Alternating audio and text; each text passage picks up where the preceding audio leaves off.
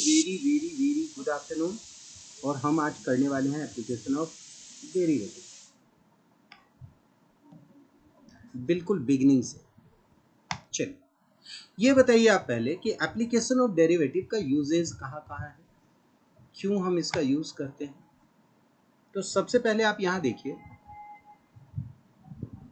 Application of derivative को हम AOD बोल रहे हैं और इसका यूज क्या है, एप्लीकेशन। तो पहला यूज है, हम बात करते हैं rate of change of quantity के बारे में। Rate of change of quantity मतलब क्या होता है, rate of change of quantity. इसका मतलब होता है, जैसे मान लिया जाए हम किसी दो क्वांटिटी को लेते हैं, एक एक्स को लेते हैं, एक वाई को लेते हैं। तो हम देखते हैं कि एक्स का रेट अगर हम पर्टिकुलर टाइम पे बढ़ा दें तो वाई के रेट में क्या इंक्रीज होगा या क्या डिक्रीज होगा। मतलब एक साथ हम दो चीज़ों को देखते हैं। क्लास 8 में आप लोग टाइम एंड वर्क पढ़ते होंगे, तो हम देखते होंगे कि डायरेक्टली प्रोपोर्शनल है, इनडायरेक्टली प्रोपोर्शनल है, इस तरह की चीज़ें, ठीक है ना। और हम इसमें न्यूमेरिकल वैल्यू भी पुट करेंगे। हम देखेंगे कि मान लिया जाए एक बड़ा सा लोहे का प्लेट है और हम क्या कर रहे हैं, क्वांटिटी ऑफ टेम्परेचर इसका बढ़ा रहे हैं। टेम्परेचर क्या कर रहे हैं, डिग्री सेल्सियस में बढ़ा रहे हैं। तो इसका एरिया पर डिग्री सेल्सियस क्या इंक्रीज कर रहा है, समझ गए। या दूसरे तरीके से हम देखें तो इसका रेडियस को हम क्या कर रहे हैं, डी आर को पर यूनिट टाइम हम बढ़ा रहे हैं। तो हम देखेंगे कि इसका एरिया जो है वो कैसे चेंज कर रहा है। हम कह सकते हैं इसका सरकमफरेंस वो कैसे चेंज कर रहा है। तो आप देख रहे हैं कि हम एक क्वांटिटी को चेंज कर रहे हैं तो दूसरे क्वांटिटी पे क्या रिजल्ट पड़ रहा है। अच्छा, एक चीज और भी याद रखो कि आप जब रेडियस बढ़ा रहे हो तो जब वो 4 सेंटीमीटर वाला रेडियस था तब बढ़ा रहे हो, या जब वो 6 सेंटीमीटर वाला रेडियस था तब बढ़ा रहे हो, या जब वो सबसे बड़ा 12 सेंटीमीटर वाला रेडियस था तब बढ़ा रहे हो। क्योंकि इस बात पे भी डिपेंड करेगा कि उस मोमेंट में उसका रेडियस उस टाइम में क्या था। तो ये हो गया हमारा rate of change of quantity. हम बात कर रहे हैं किसके बारे में, एप्लीकेशन ऑफ डेरिवेटिव के बारे में। क्लियर है, यहां से आगे बढ़े। दूसरा पार्ट हम बात कर रहे हैं यहाँ पे value, approx value, approximate value. जैसे आपको पता है कि √25 निकालना है तो आप आसानी से निकाल लेती हो, है ना। क्यूब रूट ऑफ 27 निकालना है तो आप निकाल सकती हैं। लेकिन अगर मैं कहूँ कि क्यूब रूट ऑफ 28 निकालना, क्यूब रूट ऑफ 27.0003 निकालना है तो आपको दिक्कत आएगी बच्चों, आएगी दिक्कत।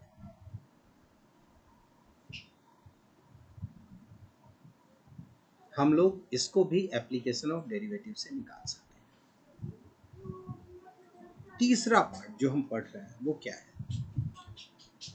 वो कहता है कि हम किसी भी इक्वेशन ऑफ टेंजेंट निकाल सकते हैं, टेंजेंट टू द कर्व। किसी भी कर्व के ऊपर जो कोई भी टेंजेंट बन रहा है उसका हम निकाल सकते हैं, नॉर्मल का निकाल सकते हैं हम।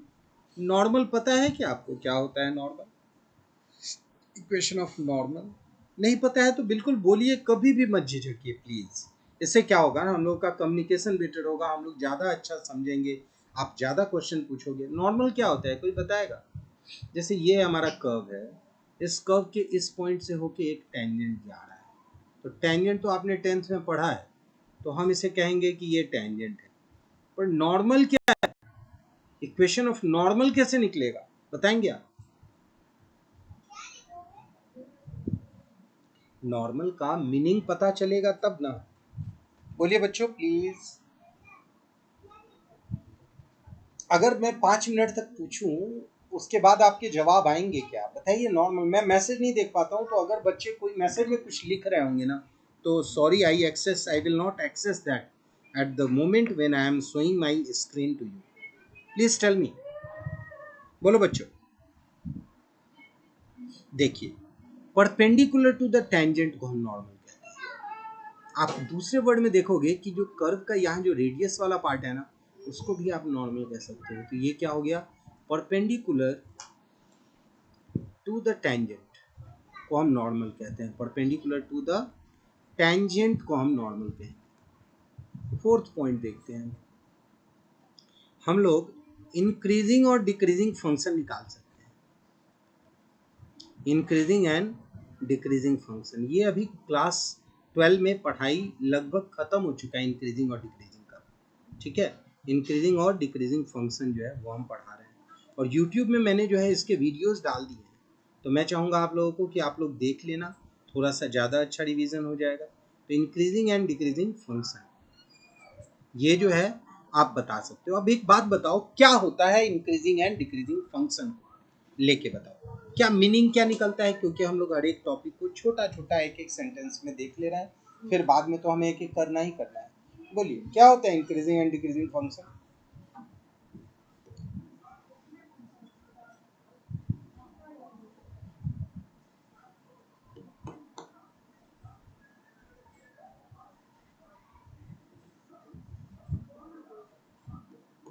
बोलो बच्चों।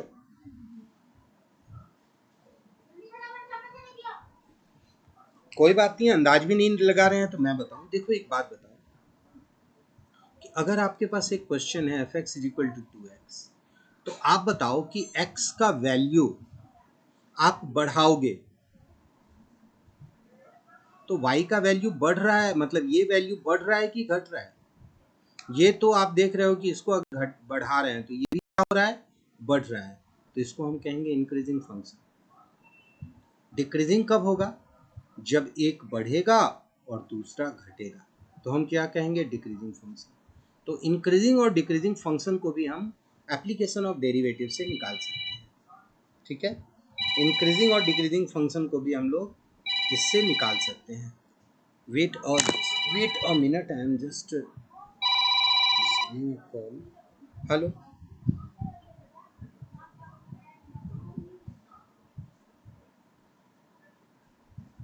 हाँ जी।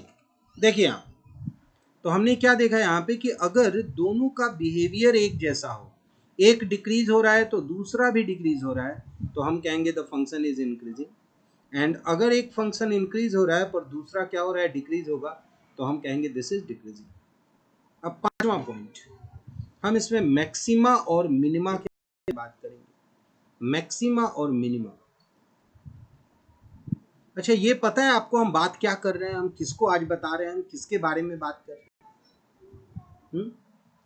हम लोग बात कर रहे हैं एप्लीकेशन ऑफ डेरिवेटिव, हम लोग बात कर रहे हैं एओडी के बारे में। और हमने बताया कि एओडी का यूज कहाँ कहाँ है, एक तो rate of change of quantity का, एक अप्रोक्सीमेट वैल्यूज का। उसके बाद हमने बात किया कि हम equation of tangent, equation of normal निकाल सकते हैं टू द कर्व का।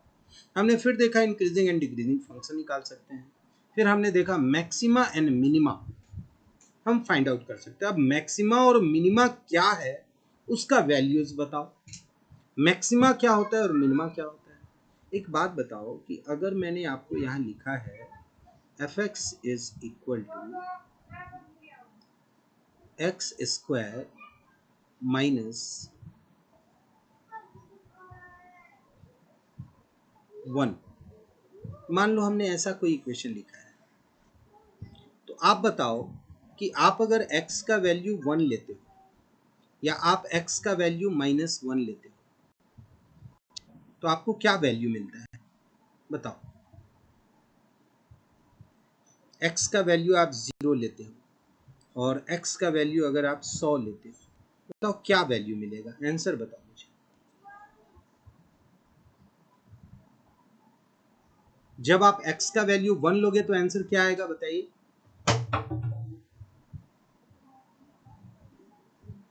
-1 लेंगे तो क्या आएगा, और x का अगर हम 0 लेंगे तो क्या आएगा।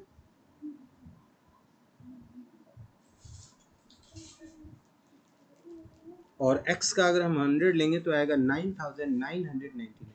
तो आप बताओ कि इस फंक्शन का जो सबसे छोटा वैल्यू है वो क्या होगा। -1 से नीचे कोई नंबर सोच के देखो कि तुम लोगे और आ जाए, -1 से छोटा कोई नंबर आ जाए, बताओ, सोच के बताओ। तो कोई ऐसा नंबर लो x का जिसके वैल्यूज को आप -1 से छोटा निकाल लो इस इक्वेशन से, कोई भी वैल्यू के लिए आप सोच सकते हो, attempt any of the values.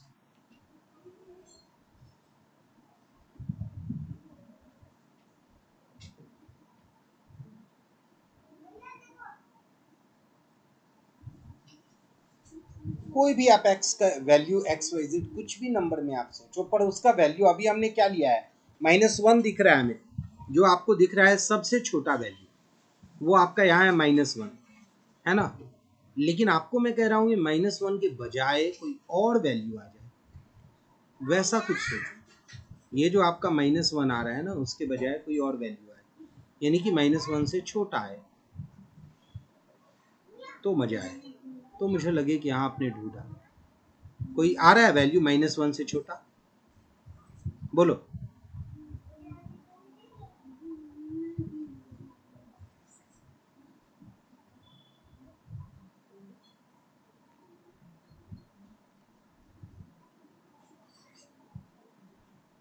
आ रहा है क्या?